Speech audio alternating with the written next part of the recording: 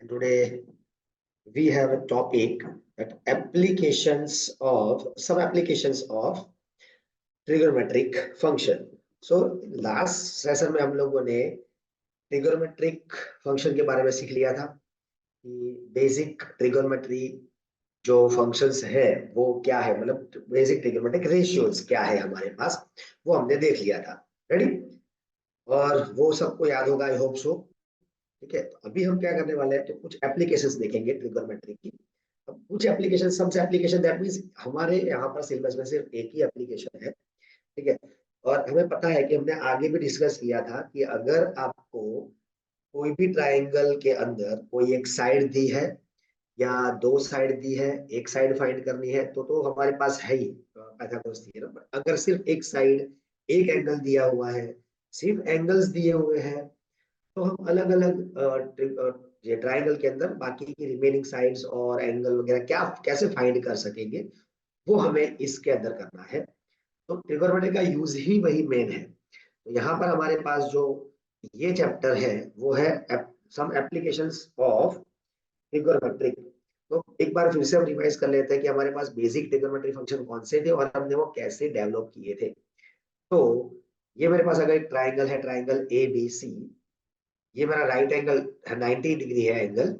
अगर मैं सी को एंगल थीटा बोलता हूं तो हमारे पास साइन थीटा मतलब क्या हो जाएगा, वो हम सबको पता है, opposite side A B upon hypotenuse क्या था मेरा ए सी। अगर मैं पूछूं कॉस थीटा क्या हो जाएगा, तो एडजेसेंट साइड मतलब दिस, मतलब बी सी अपॉन हाइपोटेन्यूस हो जाएगा, तो ये। फिर उसके ऊपर से हमने बनाया था टेन थीटा, मतलब टेन थीटा क्या हो जाएगा, ऑपोजिट अपॉन एडजेसेंट हो जाएगा। तो ये मेरे पास ये भी एक चीज थी, हमने जो आगे ऑलरेडी कर ली थी। ठीक है, उसके बाद ये तीन हमारे हो गए बेसिक ट्रिगोनोमेट्री फंक्शन। ये तीन बेसिक ट्रिगोनोमेट्रिक रेशियो सबसे बेसिक है। तो इसका हमने रेसिप्रोकल करके बाकी के रिमेनिंग थ्री ट्रिगोनोमेट्रिक रेशियो बनाए थे। और वो कौन से थे, तो साइन का रेसिप्रोकल होता था कोसेक, मतलब cosec theta is equal to हमारे पास था 1/sin थीटा। ओके, और उसको अगर मुझे इस ट्राइंगल के ऊपर से लिखना हो तो क्या हो जाएगा, AC/AB। ओके, ये हमें पता है। अब कॉस का रेसिप्रोकल मतलब क्या हो जाएगा, सेक थीटा, और वो होगा 1/cos थीटा, मतलब ऐसे रेसिप्रोकल ऑफ कॉस। और उसको अगर मुझे लिखना है तो क्या हो जाएगा, AC/BC। और अगर टेन का रेसिप्रोकल लिखना है तो वो हो जाएगा कॉट थीटा, और उसका हमारा हो जाएगा 1/tan theta. We can say that reciprocal of tan BC/AB। Okay, हमने tan एंड cot के दो फॉर्मूला बनाए थे in terms of sine cos, वो भी हमें पता है बेसिक में। कौन से, तो tan theta is equal to हमारे पास था sine theta and by cos theta. And tan cot theta का हमारे पास फॉर्मूला क्या था, तो cot theta is equal to था cos theta by sine theta. Ready? तो ये हमारे पास कुछ बेसिक कंसेप्ट था ट्रिगोनोमेट्री के बारे में। तो आज हम जो करने वाले हैं एप्लीकेशन, वो ऑलरेडी आपने सीखा हुआ है, हम जस्ट रिवाइज कर रहे हैं कि भाई इसके अंदर क्या क्या चीजें आपको मेनली ध्यान रखनी है। और एक दो एग्जांपल करेंगे, ज्यादा इसके अंदर है नहीं कुछ। ठीक है, तो इसमें खाली ध्यान रखना है आपको दो चीजों का, कि आपको जो भी प्रॉब्लम यहाँ पर दिया होगा, तो पहले उस प्रॉब्लम को आइडेंटिफाई करो और देखो कि उसमें ट्राइंगल कैसे बन रहा है, राइट एंगल ट्राइंगल कैसे बन रहा है। ठीक है, अगर हम यहाँ पर एक पॉइंट समझ ले कि यहाँ पर कोई एक पर्सन यहाँ पर खड़ा है और वो कोई चीज यहाँ पर है, उसको यहाँ से अपवर्ड डायरेक्शन में से देख रहा है यहाँ पर, तो ये जो हॉरिजॉन्टल लाइन रहेगी उसके विद रिस्पेक्ट यहाँ पर जो एंगल बनेगा उसको हम क्या बोलेंगे, एंगल ऑफ एलिवेशन, क्योंकि हम ऊपर देख रहे हैं। ओके, तो जब हम ऊपर की ओर देखेंगे तो हमारी आंखों के सामने से जो ऊपर, मतलब हमारी आईज के सामने जो लेवल रहेगा वो हमारा हॉरिजॉन्टल हो जाएगा। हमें यहाँ पर एक आइडेंटिटी, अगर यहाँ पर खड़ा है तो इसकी हाइट होगी, यहाँ से वो देख रहा है। अभी हाइट को निग्लेक्ट करो, यहाँ से हम कोई चीज को देख रहे हैं और वो ऑब्जेक्ट यहाँ पर है, तो ये जो एंगल हो जाएगा वो क्या हो जाएगा, एंगल ऑफ एलिवेशन। और ये हमारी क्या होगी, लाइन ऑफ साइट, मतलब जो यहाँ से हम देख रहे हैं वो लाइन। ठीक है, और यहाँ पर इसका अगर मैं परपेंडिकुलर यहाँ पर मैं प्रोजेक्शन लूं, अगर हम बोलेंगे प्रोजेक्शन, तो अगर मैं यहाँ पर प्रोजेक्शन लूं तो ये 90 डिग्री प्रोजेक्शन हम लेंगे, तो यहाँ पर जो बनेगा वो हमारा ट्राइंगल एबीसी बन जाएगा। और ट्राइंगल एबीसी बनने के बाद अगर मुझे बोला है कि ये कोई टावर है या ये कोई भी एक वॉल है, तो इसकी अगर मुझे हाइट दी होगी और ये मुझे एंगल पता है, तो क्या मैं ये डिस्टेंस नहीं फाइंड कर सकता? ऑब्वियसली मैं ये डिस्टेंस फाइंड कर सकता हूँ। मुझे ये हाइट पता है, ये एंगल पता है, तो मैं कौन सा फॉर्मूला यूज करूंगा? तो यहाँ पर ज्यादातर फॉर्मूला जो भी आपको यूज करना है वो tan एंड cot के ही यूज करना है। तो tan थीटा का हमने अभी फॉर्मूला देख लिया था, ऑपोजिट साइड मतलब ये BC अपॉन एडजेसेंट मतलब AB। अब ये एंगल आपको पता हो तो यहाँ पर tan के हमारे पास जो वैल्यूज थी वो वैल्यू आपको याद रखनी पड़ेगी। तो एक बार वो वैल्यूज को भी हम देख लेते हैं कि tan 0 डिग्री का आंसर क्या था? 0। ये इसीलिए क्योंकि हमें मैक्सिमम यहाँ पर 10 के अंदर ही बात करनी है। अगर कॉट की बात करनी है तो हमें पता है 10 का रेसिप्रोकल कर लेंगे हम, और साइन कॉस तो सबसे इजी था ही। तो इसके बाद हमारे पास सेकंड क्या था? tan 30। और tan 30 डिग्री की वैल्यू क्या थी तो हमें वो पता है, अगर याद नहीं है तो हमने बोला था कैसे याद रखनी है। sin 30 by cos 30। sin 30 क्या है? 1/2। एंड cos 30 क्या है? √3/2। मतलब रूट को कैंसिल तो क्या हो जाएगा? 1/√3। अगर मैं पूछूं कि tan 45 डिग्री तो वो उसकी वैल्यू क्या हो जाएगी? 1। ये हम रिवाइज कर रहे हैं। tan 60 डिग्री तो उसकी वैल्यू क्या हो जाएगी? √3। एंड tan 90 डिग्री जो हमने बताया था कि अनडिफाइंड, दैट मींस हम बोलेंगे इनफाइनाइट। इन मैथमेटिक्स लैंग्वेज हम अनडिफाइंड ही बोलते हैं, ओके। बट या तो नॉट डिफाइंड बोलते हैं, बट फिजिक्स की भाषा में अगर इसको आगे ले जाना है फर्दर स्टडीज में तो उसको हम आगे जाके इनफाइनाइट बोलना स्टार्ट करते हैं। ये वैल्यूज हमें पता है, ठीक है। तो हमें ये वैल्यूज याद रखनी है इस चैप्टर में। हम नीचे से ऊपर देख रहे हैं तो ये हमारा हो जाएगा एंगल ऑफ एलिवेशन। अब वही चीज अगर मैं बोलूं कि मैं यहाँ पे ऊपर खड़ा हूं, यहाँ पर अभी हाइट को निगलेक्ट करते हैं, यहाँ से हम नीचे देख रहे हैं। अगर नीचे देख रहे हैं तो हॉरिजॉन्टल लाइन में यहाँ पर मेरी आईज है, ये मेरी आईज यहाँ पर है, समझो। यहाँ से हम देख रहे हैं, यहाँ से, ठीक है, यहाँ से हम देख रहे हैं। तो यहाँ से हम नीचे की ओर देख रहे हैं, हम डाउनवर्ड, तो ये मेरा हॉरिजॉन्टल लाइन हो जाएगा। तो ये जो एंगल बनेगा उसको हम क्या बोलेंगे? ये हमारा होगा एंगल ऑफ डिप्रेशन। तो दो चीज याद रखनी है आपको, या अगर नीचे से ऊपर देख रहे हैं तो एंगल ऑफ एलिवेशन, एलिवेट कर रहे हैं, एलिवेटर नीचे से ऊपर, और डिप्रेशन, डिप्रेट तो नीचे देख रहे हैं हम लोग, ठीक है। ये दो चीज आपको याद रखनी है इसके अंदर मैक्सिमम। और उसके बाद अगर हम ऊपर ये देख रहे हैं तो मुझे तो एंगल ये दिया नहीं होगा, मुझे एंगल ये दिया होगा। तो हमने ये भी सीख लिया था आगे ट्रायंगल वाले चैप्टर में, और बात कर ली थी कि हमने 9th स्टैंडर्ड या 10th standard basic 9th class या 8th क्लास में आगे सीखा हुआ है कि अगर ये आपको एंगल पता है तो ये भी आपको एंगल, एंगल ऑफ करस्पॉन्डिंग ये पता है आपको, इसके करस्पॉन्डिंग एंगल क्या हो जाएगा ये। बस वही कंसेप्ट यहाँ पर यूज करना है, ठीक है। तो ये बेसिक हमारा आपको याद रखना। और ये जो लाइन रहेगी, हम नीचे से ऊपर देखेंगे या ऊपर से नीचे देखेंगे, ये हमारी क्या होगी? Line of site. हमारी आई साइट कहाँ पर, मतलब कहाँ पर हमारी आंखें जा रही है, कोई क्या कौन सी चीज देख रही है, ऑब्जेक्ट क्या देख रही है वो, line of sight as it is. खाली आपको याद रखना है दो चीजें, आप जहां से देख रहे हो आपकी हॉरिजॉन्टल लाइन, और ऊपर देख रहे हो तो एलिवेशन, नीचे देख रहे हो तो डिप्रेशन। और ये 10 की वैल्यू और 10 का फॉर्मूला। अब इसके अंदर अलग अलग वेराइटी हमारे पास एग्जांपल्स है, वन बाय वन दो तीन एग्जांपल हम रिवाइज करेंगे। बाकी आप सब लोगों को वो चीज पता ही है, ठीक है। चलो सबसे पहले फर्स्ट एग्जांपल से बात करते हैं। एक एग्जांपल ऐसा दिया हुआ है, हम हमारे पास कोई एक्स्ट्रा एग्जांपल्स अभी नहीं ले रहे हैं, क्योंकि आपको कोई भी एग्जांपल करना हो आप कर सकते हो इसके ऊपर से। तो बोला हुआ है, अब तो मैं जो एग्जाम्पल है उसको लिखूंगा नहीं पूरा, सिर्फ हम डिक्टेट करेंगे और उसके ऊपर से हम ग्राफ ड्रॉ करना स्टार्ट करेंगे, यही आदत डालनी है हमें।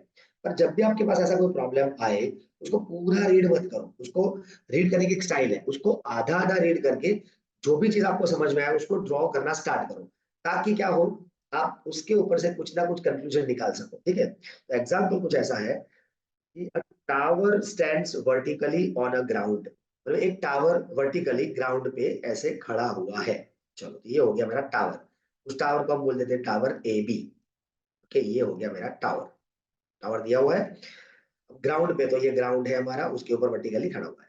From a point on a ground, एक ग्राउंड के कोई एक पॉइंट से which is 15 metre away from the foot of tower. तो ये टावर है, ये उसका फुट हो जाएगा ग्राउंड पे, और वही ग्राउंड पे यहाँ पर एक पॉइंट की बात की है विच इज 15 मीटर अवे बोला हुआ है, 15 मीटर अवे।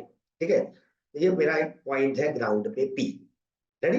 अब आगे बोला हुआ है the angle of elevation of top of the tower. ये angle of elevation of top of the tower from point P, क्योंकि हम पॉइंट पी से बात कर रहे हैं, तो पॉइंट पी से टॉप ऑफ द ये कितना दिया हुआ है 60 degree, found to be 60 degree, मतलब ये आपको 60 डिग्री दिया हुआ है। और आपको फाइंड करने के लिए बोला है हाइट ऑफ टावर। कितना इजी हो जाएगा, बस आप समझते जाओ, ड्रॉ करते जाओ और उसको देखते जाओ। तो हम यहाँ पर सपोज कर लेंगे दो तीन चीजों को कि let A B is height of tower. Ready.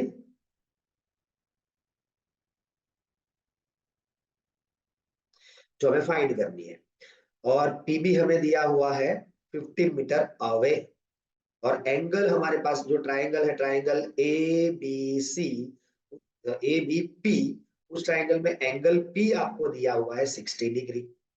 अब मुझे ये साइड पता है, ये एंगल पता है, तो ये ऑपोजिट साइड फाइंड करने के लिए, एडजेसेंट साइड पता है, तो ऑपोजिट के लिए हमारे पास सिंपल, सबसे इजी मैंने आपको बताया इस टॉपिक के अंदर मैक्सिमम हम एंगल में टेंजेंट, क्योंकि देखो टेंजेंट का मतलब ये होता है स्लोप, तो जब भी हमारे पास ऐसी स्लोप वाली चीज हो, तो हम जनरली टेंजेंट की ही बात ज्यादा करेंगे, क्योंकि हमें उसके अंदर इसके हाइट, इसके डिस्टेंस से कोई मतलब लेना देना नहीं है। अगर ये डिस्टेंस मांगे तो ये डिस्टेंस भी आप फाइंड कर सकते हो। Very good.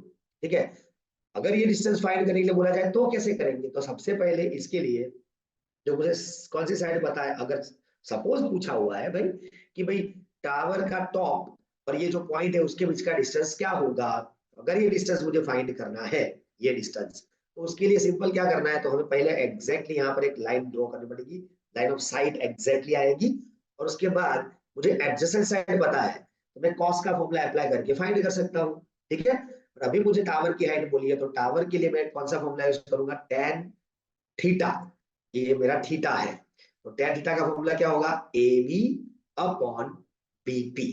अब थीटा क्या है मेरे पास 60 डिग्री, तो tan 60 degree is equal to A B, जो हमें फाइंड करना है हाइट ऑफ टावर, और बीपी मतलब क्या दिया हुआ है 15।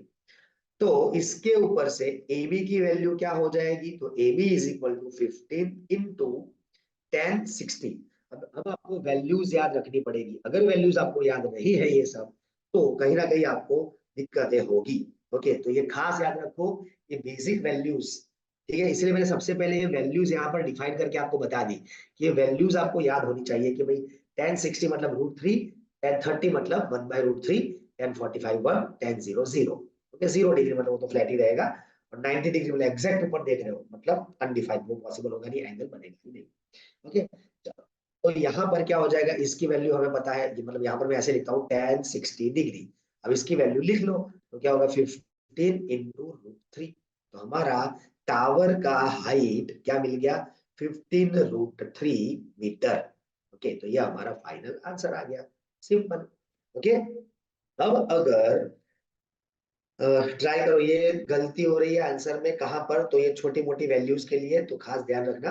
ओके, तो ये हमें याद रखना है। अगर अब मैं आपको पूछ लू इसके अंदर यही बात, यही चीज, यस, कि top of the tower, top of the tower, और ये जो पॉइंट जहां से हम उसको देख रहे हैं, इस पॉइंट की लेंथ अगर मुझे फाइंड करनी है, तो मुझे अभी चैट बॉक्स में आंसर बताया किसी ने, वही हम करेंगे। अगर क्वेश्चन में आपको √3 की कोई वैल्यू दी है, वो यहाँ पर पुट करके दोनों का मल्टीप्लिकेशन करना है। √3 की वैल्यू जो भी क्वेश्चन में दी मेंशन की होगी, नहीं किया है तो हम आंसर ऐसे √3 के फॉर्म में ही छोड़ेंगे। ठीक है, अब मुझे अगर फाइंड करना है ये वैल्यू, तो इसको मैं अगर x बोल देता हूँ, तो cos का फॉर्मूला अप्लाई करके कैसे हो जाएगा, तो cos 60 degree, sorry, cos 60 degree is equal to क्या हो जाएगा, तो एडजेसेंट साइड अपॉन हाइपोटेनस, तो क्या हो जाएगा, बीपी अपॉन कौन सा है, एपी। Okay, AP. अब हमारे पास वैल्यू है साइन 6, cos 60 की वैल्यू क्या है, तो वो भी हमें पता होनी चाहिए, और वो है 1/2। और ये मेरे पास है बीपी की वैल्यू 15 आपको दी हुई थी, 15 मीटर, और यहाँ पर एपी। तो मुझे अगर एपी फाइंड करना है तो एपी की वैल्यू क्या हो जाएगी, 30 मीटर। ये अगर आपको पूछा है तो आप ये भी फाइंड कर सकते हो, सिंपल। ठीक है, फॉर एग्जाम्पल अब इसके अंदर ग्राफ कैसे बनता है वो देख लो। कभी कभी आपको कुछ पिक्चर के फॉर्म में भी दिया होता है, तो पिक्चर को आपको क्या करना है, उसके ऊपर से देख के आपको सिंपली हमारा ट्राइंगल बनाना है, वही राइट एंगल ट्राइंगल ही बनने वाला है। चलो और एक एग्जांपल ऐसा दिया है, an electrician has to repair an electric fault on a pole of height 5 metre. तो एक 5 मीटर हाइट का आपको क्या दिया हुआ है, पोल दिया हुआ है। Sorry for this, not exact straight line, समझ लेना आप लोग, ये स्ट्रेट लाइन है। Suppose this is straight line, okay. चलो, ये मुझे पोल दिया है ए बी, और उसकी हाइट दी है 5 मीटर। चलो 5 मीटर हाइट दे दी है। अभी फिलहाल के लिए पहले लिख देंगे जो हमें डेटा दिया होगा। अब लिखा हुआ है she needs to reach a point 1.3 below the top of the pole to undertake the repair work। मतलब ये जो टॉप है तो उससे कहां तक, 1.3 मीटर बिलो, 1.3 मीटर नीचे तक उसको पहुंचना है, वो फॉल्ट को रिपेयर करने के लिए, ऐसा बोला हुआ है। ठीक है, what should be the length of ladder. अब एक लैडर लगाई है यहाँ पर, यहाँ तक उसको पहुंचना है, तो लैडर की लेंथ पूछी है। What should be the length of ladder that she should use, which when inclined at the angle of 60 to the horizontal। यहाँ पर अब देखो, यहाँ पर ये हमारा नीचे horizontal लाइन हो गया। अब ऐसे यहाँ पर उसने सीढ़ी लगाई है, ये इस तरह से, ताकि क्या बोला है कि when inclined at the angle of 60 degree angle पे वो लगाई है हॉरिजॉन्टल सरफेस पे नीचे। ठीक है, तो ये हमें इतनी चीजें दी है। अब देखो, ये जो 5 हमारे पास 5 मीटर था, वो एक्चुअली क्या था, तो ये जो 5 मीटर हमारे पास था, 1 सेकेंड, ये 5 मीटर जो था वो पूरी ये पोल की लेंथ थी 5 मीटर। अब यहाँ पर मुझे ये लेंथ ऑलरेडी उन लोगों ने दी है 1.5, तो ये कितनी हो जाएगी वो हमें डिसाइड करनी। तो 5 माइनस, तो अब यहाँ पर मैं एक नाम दे देता हूँ, यहाँ पर एक देता हूँ P, और ये है मेरा C। ओके, तो आपका ये A P plus P B is equal to A B हो जाएगा। तो इसके ऊपर से मुझे ये पी बी की वैल्यू मिल जाएगी, A B minus A P. तो वो क्या हो जाएगा, A B minus A P अगर मैं करूंगा तो क्या हो जाएगा मेरे पास, 5 माइनस 1.3, तो वो हो जाएगा 3.7 मीटर। चलो, तो मुझे ये वैल्यू मिल गई पीबी की। ठीक है, मतलब यहां से लेके यहां तक की मुझे लेंथ मिल गई 3.7 मीटर। अब मुझे ये लैडर की ये वैल्यू फाइंड करनी है, तो उसको कैसे फाइंड करोगे आप। तो देखो, मैंने आपको बताया था अभी कि साइन कॉस का भी यूज कर सकते हैं। अब यहाँ पर मुझे ऑपोजिट साइड एंगल का ऑपोजिट दिया है, तो ऑपोजिट दिया तो बट ऑब्वियस, तो इन ट्रायंगल कौन सा बनेगा, ट्रायंगल यहाँ पर PBC, angle C is 60 degree. हम यूज करेंगे साइन 60 डिग्री, मतलब sine theta is equal to, formula पहले लिखेंगे, तो क्या बनेगा, पीबी बाय पीसी। तो उसके ऊपर से हमारे पास क्या हो जाएगा, तो sine 60 degree is equal to PB, मतलब क्या है, 3.7 by PC. That means PC is the length of ladder. Okay, चलो, तो इसके ऊपर से पीसी इज इक्वल टू क्या हो जाएगा, तो therefore PC is equal to, तो देखो पीसी सामने ये नीचे, तो क्या हो जाएगा 3.7, मतलब 37/10 लिख दूं मैं उसको, इनटू, तो डिवाइड बाय है ना, नीचे जाएगा ये, तो साइन 60, और साइन 60 की वैल्यू क्या है, वो यहाँ पर नीचे जाएगी 1/sin 60। साइन 60 की वैल्यू हमें पता है, तो वो क्या हो जाएगी, तो PC is equal to 37/10 into क्या बन जाएगा हमारे पास, √3/2, मतलब ये ऊपर है। ये सिंप्लीफाई कर लो और हमारे पास फाइनल आंसर क्या आ जाएगा, तो वो अब फाइनल आंसर जो भी फाइंड करोगे यहाँ से ये कैंसिल कर लेंगे। फिर कैंसिल करके अब क्या करेंगे, √3 को हटाएंगे। √3 की वैल्यू आपको क्वेश्चन में दी है, कितनी दी है, √3 की वैल्यू आपको लेनी है 1.73। ओके, तो ये वैल्यू पुट करके पीसी की वैल्यू आपको मिल जाएगी। तो मैं यहाँ पर लिख रहा हूँ पीसी की वैल्यू है 4.28 मीटर। रेडी, तो ये हो गया आपका लेंथ ऑफ लेडर, मतलब आपको ये लेंथ मिल गई। ठीक है, चलो डन। अब आगे क्वेश्चन में ऐसा बोला है कि how far from the foot of the pole, ये जो पोल का फीट है, यहाँ पर फुट है, वहां से कितना दूर लेडर को हम यहाँ पर लेडर का फुट रखेंगे, मतलब ये भी आपको पूछा हुआ है, ये भी। तो इसके लिए आप कौन सा यूज कर सकते हो, तो क्या टेन थीटा यूज नहीं कर सकते, क्योंकि मुझे ये दिया है और मुझे ये फाइंड करना है, तो टेन थीटा यूज कर सकते हैं।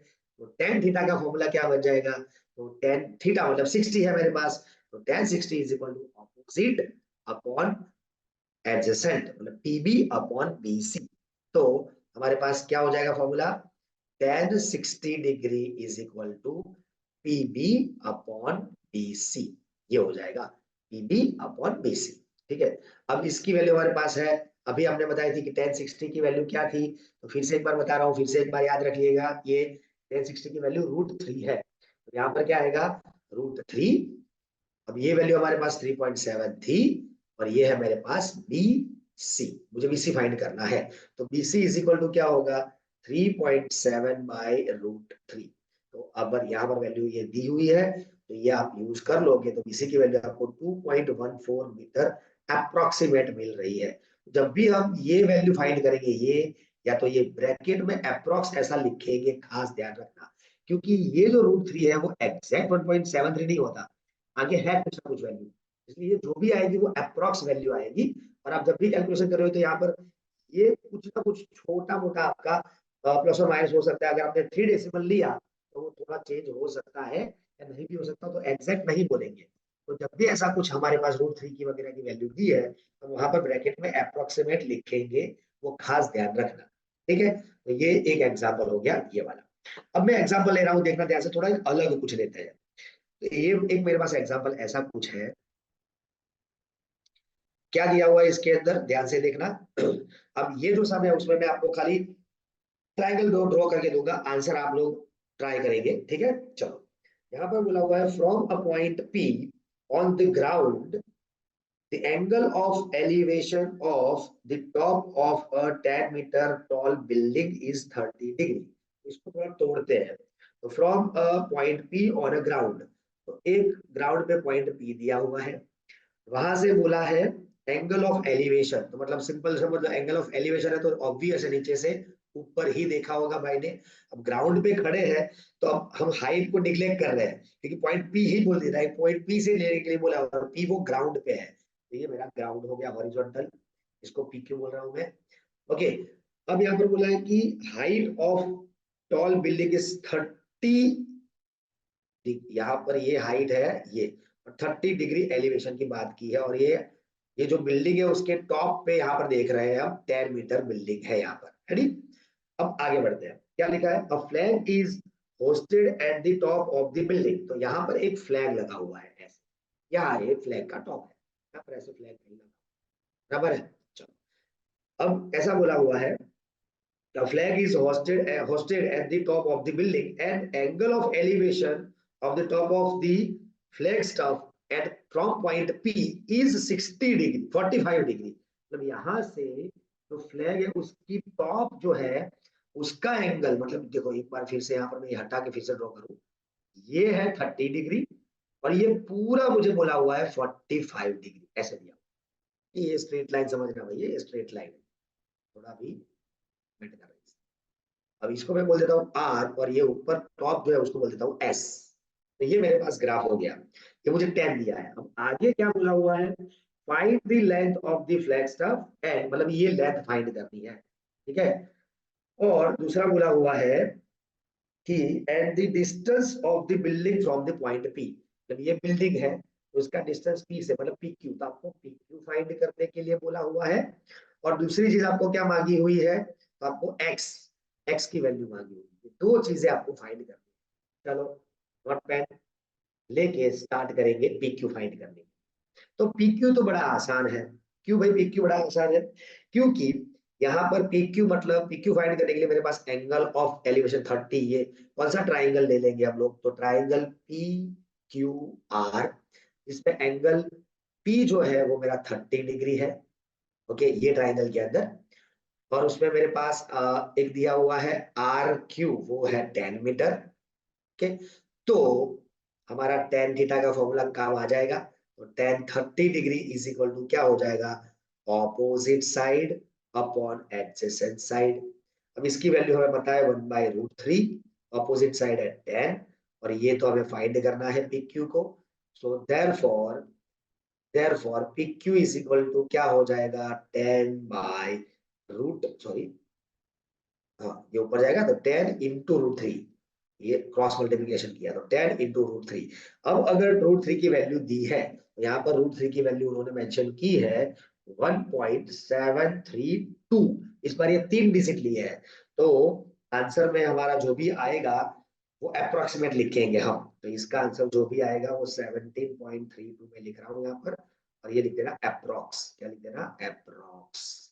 तो हमें ये मिल गया आपका distance of P from the wall, ये बिल्डिंग जो है उसके बेस से ये डिस्टेंस हमें मिल गया। रेडी, चलो अब हमें फाइंड करना है x, तो अब x के लिए आप कौन सा फॉर्मूला यूज करेंगे, तो सिंपल इसको मैं हटा देता हूं थोड़ी देर के लिए, इसको भी हम हटा देते हैं, तो ये मेरा ट्राइंगल बन गया कौन सा, PQS ट्राइंगल बन गया, और उसके अंदर, ओके वेरी गुड, इसके अंदर क्या हो गया, तो PQS के अंदर मेरे पास आया ट्राइंगल कौन सा बन गया, हम यहाँ पर लेते हैं ट्राइंगल PQS। तो इन ट्राइंगल, ऐसा खास मेंशन करना कौन सा ट्राइंगल लेके आप कर रहे हो, PQS, एंगल P अब क्या हो गया 45 डिग्री, एंड ये जो ऑपोजिट साइड है एंगल के वो है SQ, और वो किसका सम है, तो SR प्लस RQ। ओके, तो वो क्या बन जाएगी, SQ is equal to SR plus RQ, मतलब x प्लस 10, ये मेरे पास SQ दिया हुआ है। ठीक है, अब उसका यूज करके करेंगे हम लोग। ओके गुड, तो कौन सा फॉर्मूला अप्लाई होगा हमारे पास, तो वही tan थीटा का अप्लाई कर लेते हैं, क्योंकि मेरे पास अब PQ रेडी है। ठीक है, अब PQ है तो मुझे ये x अननोन मिल जाएगा, तो PQ हम tan√3 यूज करेंगे। ठीक है, तो हमारे पास tan 45 degree is equal to formula क्या बन जाएगा, तो फॉर्मूला बन जाएगा SQ जो फुल लेंथ है वो अपॉन PQ, तो SQ अपॉन PQ। हमें पता है कि tan 45 की वैल्यू क्या होती है 1, तो SQ ही हमारा क्या बन जाएगा PQ।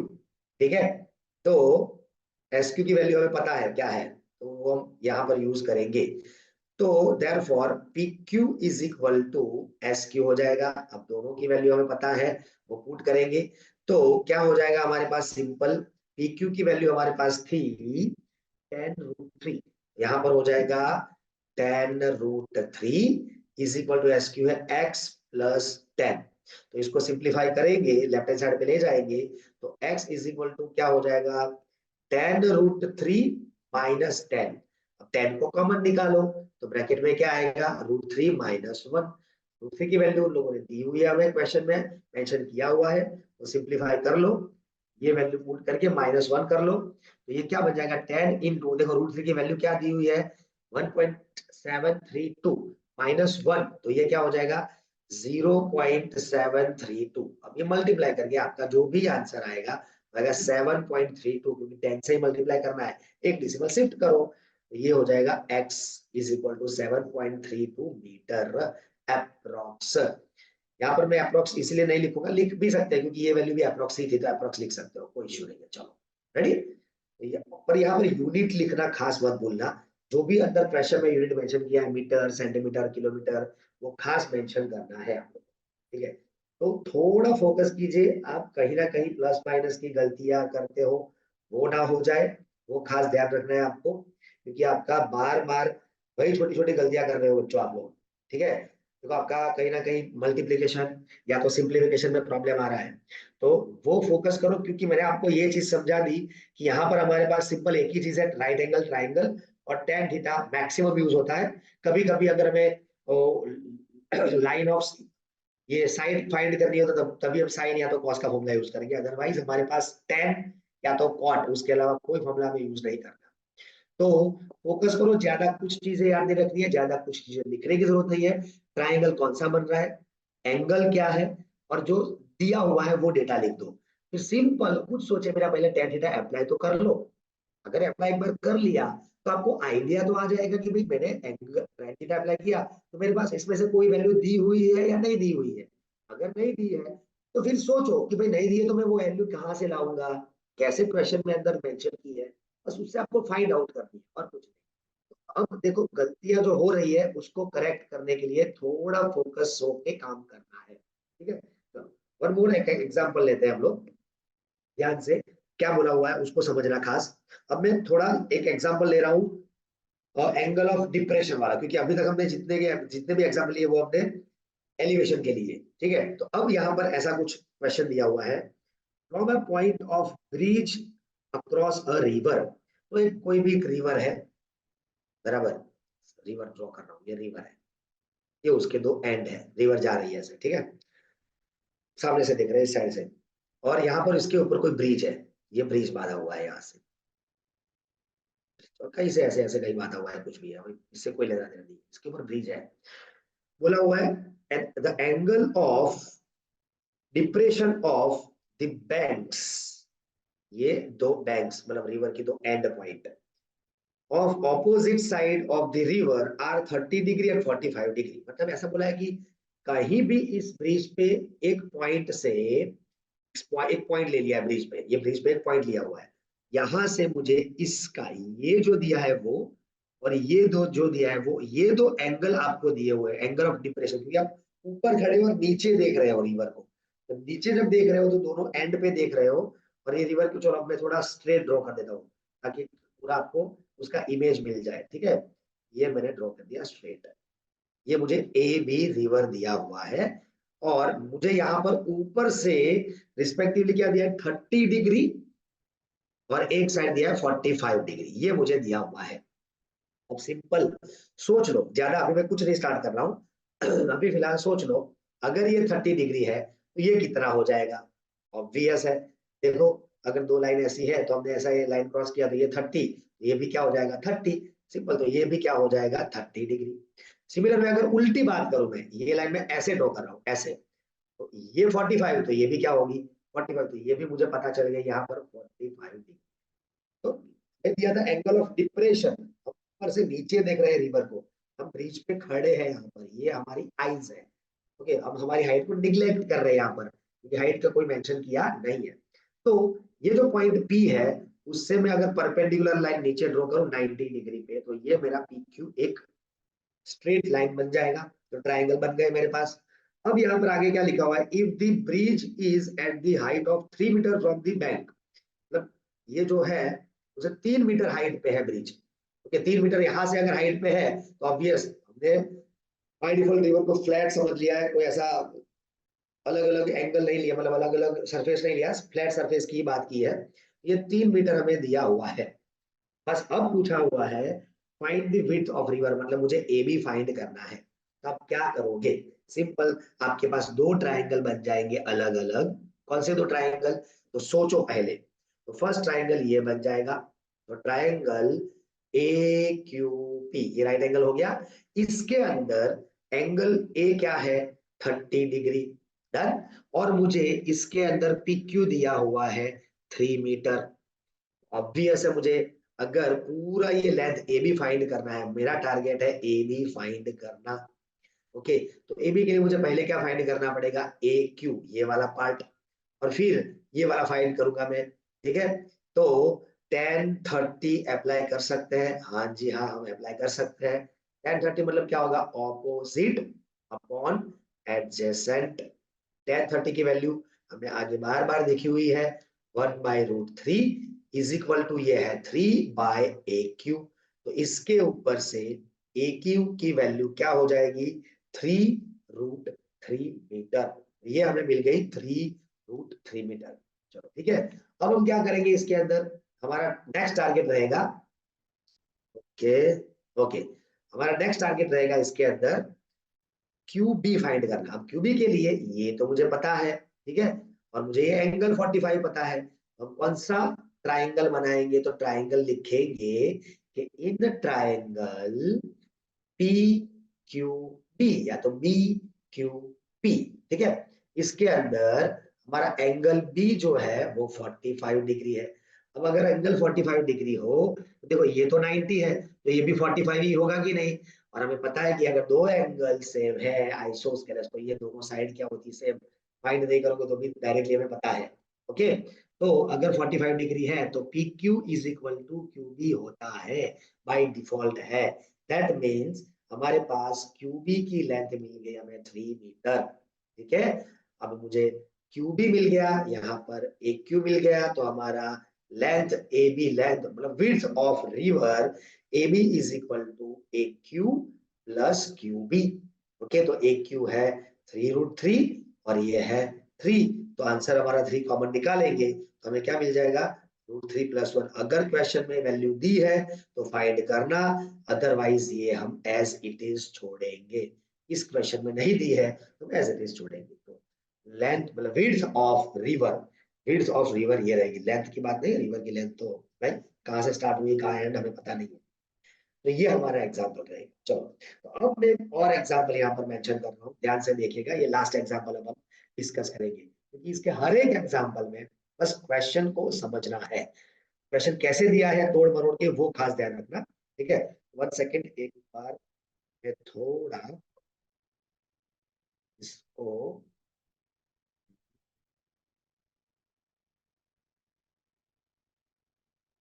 चलो 1 सेकेंड, हम लोग एक एग्जाम्पल ले रहे हैं यहाँ पर।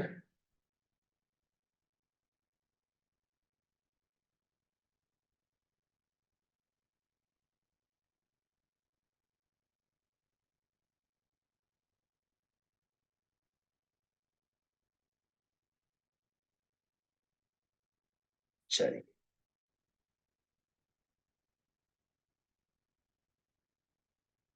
हमारे पास एक एग्जाम्पल है ये वाला। चलो, तो अब इसके अंदर सबसे पहले हम ट्रायंगल कैसे ड्रॉ करेंगे उसके बारे में सोचेंगे, ठीक है। चलो, विजिबल ना, it is visible, okay. Okay, चलो, तो सबसे पहले यहाँ पर ये ग्राफ फिगर के साथ दिया हुआ है कि भाई क्या क्या है क्या नहीं। तो एग्जाम्पल बोला है कि a 1.2 metre tall girl spots a balloon moving with the wind in horizontal line. मतलब बलून जो है वो मूव कर रहा है हॉरिजॉन्टल लाइन पे, मतलब ये हॉरिजॉन्टल लाइन पे ही मूव करेगा, ऊपर नीचे नहीं जा रहा है, ऐसे स्ट्रेट ऐसे ही मूव कर रहा है, वो हमें दिया हुआ है। ओके, अब समझेंगे कि at height of 88.2 metre from the ground, ground से 88.2 मीटर बोला है, मतलब ग्राउंड से ये हाइट है, तो इसके अंदर भी ये यहां से स्टार्ट करेंगे, ग्राउंड से ये हाइट हमें दी हुई है, ठीक है। Okay, let me check. तो ये आपको दिया हुआ है अंदर क्वेश्चन में, ये ग्राफ ड्रॉ करके दिया है, 82.5 फुल हाइट दी हुई है। The angle of elevation of balloon from the eyes of the girl at any instance of 60 degree. तो अब देखो, यहाँ पर गर्ल खड़ी तो ये हाइट कुछ होगी उसकी, और गर्ल की हाइट यहाँ पर मेंशन की है 1 पॉइंट, तो ये जो हाइट है वो 1.2 मीटर है, ठीक है। अब मैं ड्रॉ करना स्टार्ट करूँ, देखो ये ग्राउंड है, ये ग्राउंड, सेकंड, ये ग्राउंड है, यहाँ पर ये गर्ल खड़ी है, इसको मैं बोल देता हूँ ए बी, उसकी हाइट ए बी है 1.2 मीटर। ओके, और इस ग्राउंड से थोड़ा स्ट्रेट ड्रॉ करना पड़ेगा। चलो, ग्राउंड को स्ट्रेट कर, ओके। अब यहां से ये फिगर की बात करूं तो बलून कहीं यहां पर है एक, जब उसने देखा तो यहाँ पर एक बलून है, और ये फुल हाइट 88.2 है। तो अगर मैं यहाँ से एक हॉरिजॉन्टल लाइन ड्रॉ करूं ये वाली, ठीक है, तो ये हाइट भी 1.2 मीटर होगी, यस और नो, यस, क्योंकि ये गर्ल की हाइट है, यहां से वो देख रही है, यहाँ उसकी आंखें हैं, तो यहां से वो इस बलून को देखती है और उसका डिग्री दिया हुआ है 30। ओके, और यहां से जब बलून यहां पर था, बलून यहां पर, ये बलून का पॉइंट समझ लो पी पॉइंट पे था, बलून क्यू पॉइंट पे, और यहां से जब यहां पर वो देख, मतलब जो लाइन ऑफ साइट है वो है 60 डिग्री, ये क्या है 60 डिग्री। तो यहां से अगर मैं परपेंडिकुलर लाइन ड्रॉ करूंगा नीचे ये वाली, तो ये हाइट भी क्या होगी 1.2 मीटर होगी। तो टोटल हाइट मेरे पास क्या थी 82.2, 88.2 ये टोटल हाइट, यहां से लेके यहाँ की हाइट, उसमें से मुझे इतनी हाइट माइनस करनी है, तो यहां से लेके पी से लेके इस पॉइंट को मैं बोल दूं सी, और ये मेरा पॉइंट है डी। तो ये पीसी कितना हो जाएगा, तो 88.2 मीटर में से 1.2 मीटर माइनस कर दो तो 87 मीटर हो जाएगा कि नहीं। डन। चलो इतनी बातें हमें पता चल गई। बोले after some time the angle of elevation reduce to, वो तो देख लिया कि यहां से स्टार्ट किया, रिड्यूस होकर 30 डिग्री हो गया। Okay, find the distance travelled by the balloon from the interval. अब ड्यूरिंग द इंटरवल मतलब बलून ने जो यहां से यहां ट्रैवल किया वो डिस्टेंस फाइंड करना है पीक्यू। पीक्यू का मतलब क्या, मुझे फाइंड करना है ये सीडी फाइंड करना है, मतलब मुझे फाइंड करना है PQ. That means PQ is equal to CD है, मुझे ये फाइंड करना है। कौन सा एंगल लेंगे, तो कौन सा ट्राइंगल बनाएंगे, क्या करेंगे क्या नहीं, उस थोड़ा अगर ज्यादा सोचते हैं तो ये डिस्टेंस मेरे पास 87 मीटर है यहाँ से लेके यहाँ का, ये डिस्टेंस मेरे पास है 1.2। ओके, और यहाँ पर भी ये मैंने स्ट्रेट लाइन बना ली। चलो तो अब सोचेंगे, मुझे फाइंड करने के लिए बोला है ये सी डी वाला है, बोला बोला है। अगर मैं पूरा 30 डिग्री की बात करूं तो कौन सा ट्राइंगल हो जाएगा, सबसे पहला ट्राइंगल, तो ध्यान से देखना यहाँ पर ट्राइंगल ए क्यू डी की बात करता हूं, खाली ए क्यू डी। तो मुझे ए क्यू डी में क्यू और ये डिस्टेंस क्यू डी दिया हुआ है, तो क्यू डी की वैल्यू 87 मीटर है, और एंगल ए क्या है उस टाइम पे 30। तो क्या हो जाएगा, तो इन triangle A Q D angle A is 30 degree, and दूसरा कौन सी वैल्यू बताया हमें, QD इज 87। ये QD 87 कैसे आया, समझ में आ गया होगा आई होप, कि टोटल हाइट जो थी वो 88.2 मीटर थी, हमारे पास यहाँ पर मेंशन की है, देखिए ये। ओके, उसमें से मैंने 1.2 हाइट निकाल दी गर्ल की, तो ये हो जाएगा, जो भी गर्ल है यहाँ पर खड़ी थी उसकी, तो 87 हो गई। ठीक है, तो वो हाइट है QD की हमारे पास 87, तो हमारा एंगल tan 30 डिग्री क्या बन जाएगा, तो tan 30 is equal to QD by AD। क्या बन जाएगा, tan 30 degree is equal to QD by AD। tan 30 का वैल्यू 1/√3 है, QD की वैल्यू 87 है, और AD हमें फाइंड करना है, so therefore AD is equal to 87√3। अब यहाँ पर हमें कोई, एक क्वेश्चन में देख लो कहीं √3 की वैल्यू दी है, मेंशन नहीं की है, तो आंसर हम ऐसे रखेंगे इतना मीटर। तो ये हमारा आंसर आ गया 87.3, एडी का आंसर है। ये अभी एडी मिला है हमें, तो क्या फाइंड के लिए बोला है, distance travelled by the balloon. Balloon ने तो पी से क्यू ट्रैवल किया है, मतलब सी से डी फाइंड करना है। तो अब मैं कौन सा ट्राइंगल लूंगा, तो अगर मैं सोचने की कोशिश करूं ट्राइंगल, मेरे पास ट्राइंगल है यहाँ पर, ये ए पी सी ट्राइंगल लेता हूं, जिसमें मुझे ए सी मिल जाएगा। मैं एडी में से ए सी माइनस कर लूंगा तो मुझे सीडी मिल जाएगा कि नहीं, यस।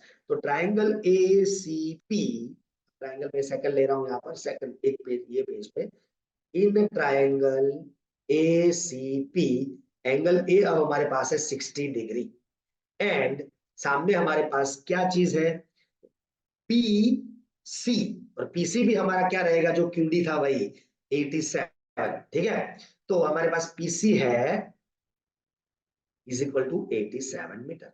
तो tan 60 degree is equal to क्या हो जाएगा, तो पीसी बाय एसी हो जाएगा।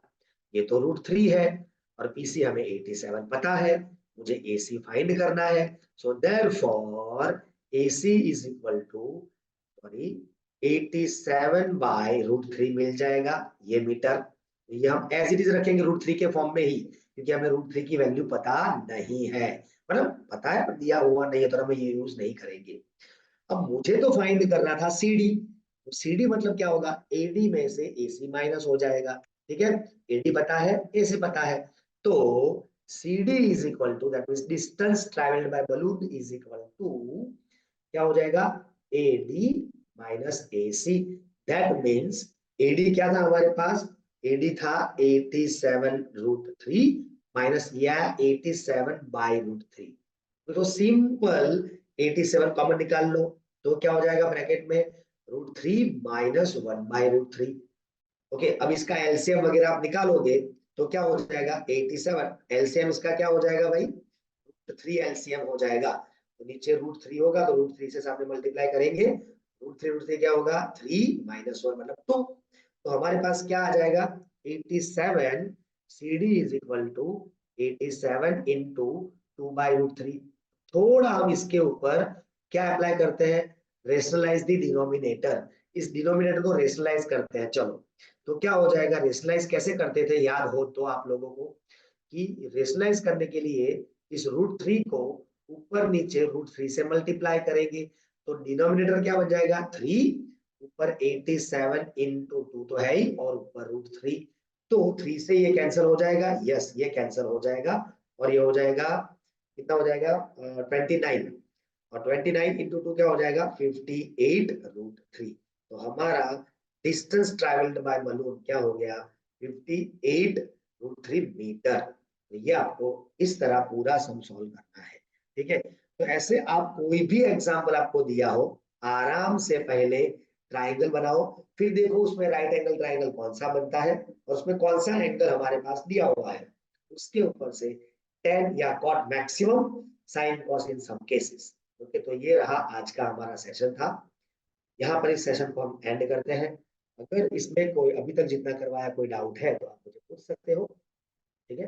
अदरवाइज हम यहाँ पर इसको एंड करेंगे, बट खास ध्यान रखना ये टॉपिक चालू करने से पहले आपको 3-4 चीजों का ध्यान रखना है, कि एक तो एंगल ऑफ एलिवेशन, एलिवेशन की बात की है तो नीचे से ऊपर देख रहे हैं, एलिवेटर, एलिवेटर याद रख लो, एलिवेटर, ओके, नीचे से ऊपर की ओर, हमें पता है एलिवेटर नीचे भी आता है, पर एलिवेटर, एलिवेट होना मतलब ऊपर जाना, तो ये नीचे से ऊपर की ओर का एंगल लेंगे हम। और अगर डिप्रेशन बोला है तो ये हॉरिजॉन्टल लाइन पहले हमें ड्रॉ करनी है, सीधी ये हॉरिजॉन्टल लाइन सीधी ड्रॉ करनी है, और ये एंगल बनेगा।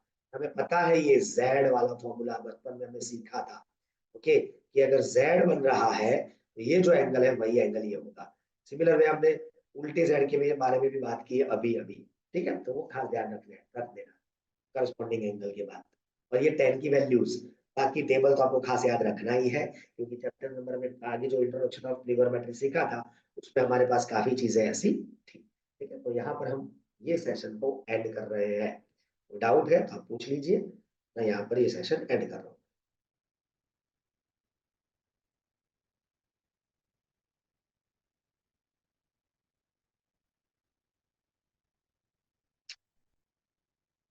कल मिलेंगे हम लोग नेक्स्ट लेक्चर में, नेक्स्ट सेशन में हम लोग